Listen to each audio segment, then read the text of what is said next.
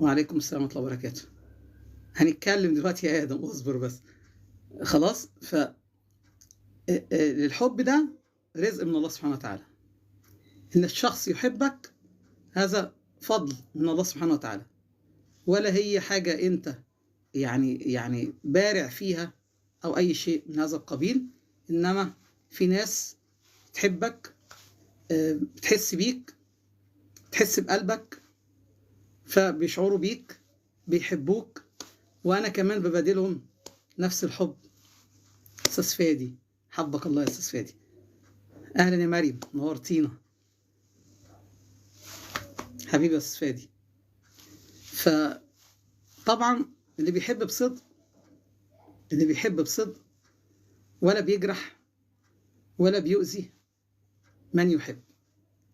وفي كل الأحوال من يحب اللي بيحافظ